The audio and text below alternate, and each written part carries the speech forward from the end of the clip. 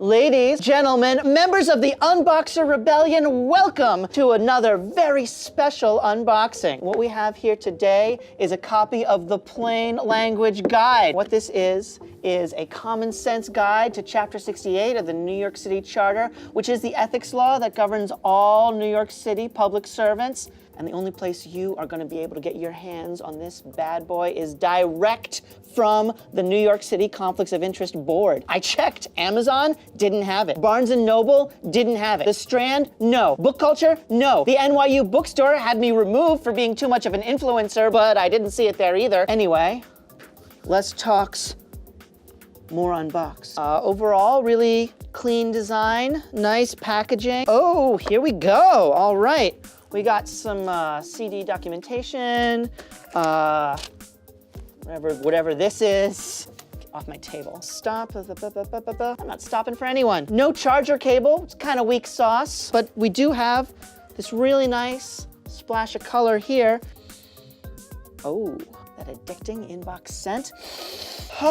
As someone who has sniffed numerous government documents over the years, let me tell you, you really get government office from this in a way that you just don't from federal and state guides. Every copy of these is made in New York, single sourced from the agency itself, double stapled, run through a bookbinding machine by hand by a COIB specialist who, by the way, I happen to know. Very cool guy. Semi-viral SoundCloud, Stepmoms and Antifa, runs a comedy house improv team. The point is, construction is good. Font is copperplate bold, I think. Pretty cool if that's the case, because a little bit of historical trivia there for you. That was actually the font used in Steve Gutenberg's original printing press, which, you know, made language plain. So, plain language guide. A little bit of historical symmetry there for the folks. Speaking of history, we got the New York City seal right there on the cover, and that seal depicts, we will come back to that, because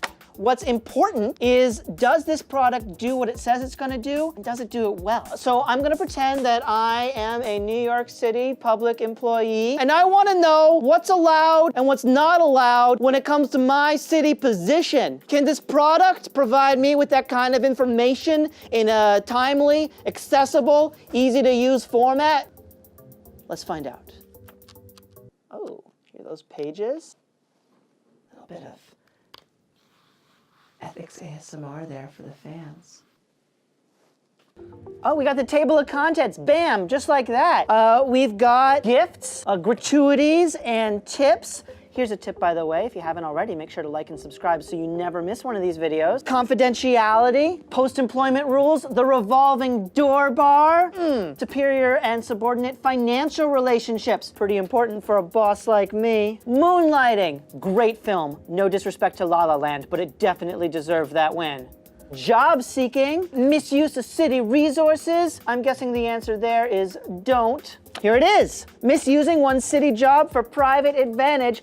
Page 16. Chapter 68 forbids using one's city position for private or personal gain or advantage for oneself, one's close relatives, or one's business associates. Clear, concise, I love it. Here's some great functionality.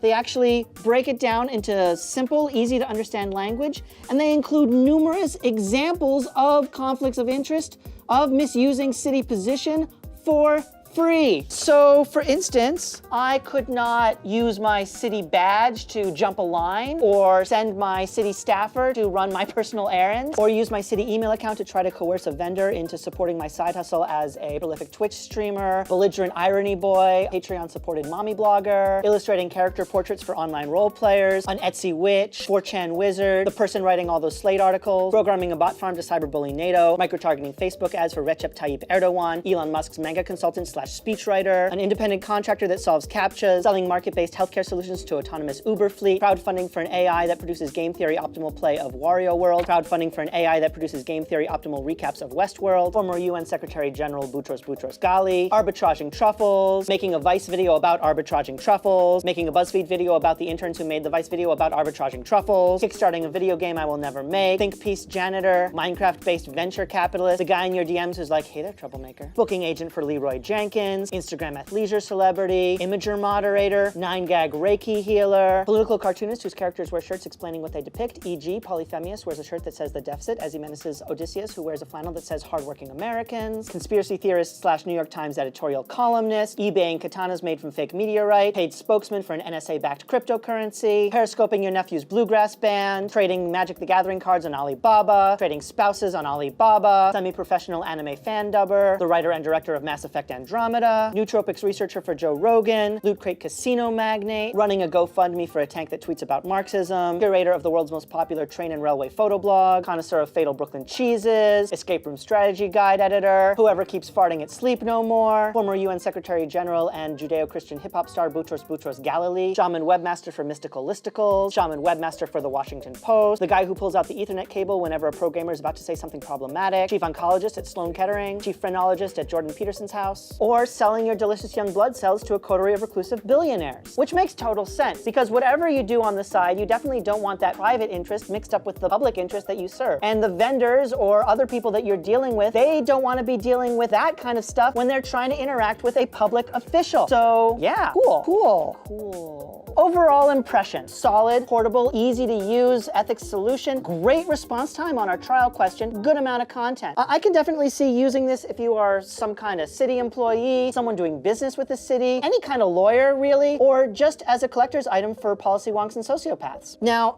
if you're not a fan of the whole brick and mortar thing, they do have online versions at nyc.gov/ethics, and they also have a couple of social media things there, and we will put the links for that down below. That is it for today. As always, make sure to like and subscribe to these videos if you liked what you saw, and definitely keep unboxing.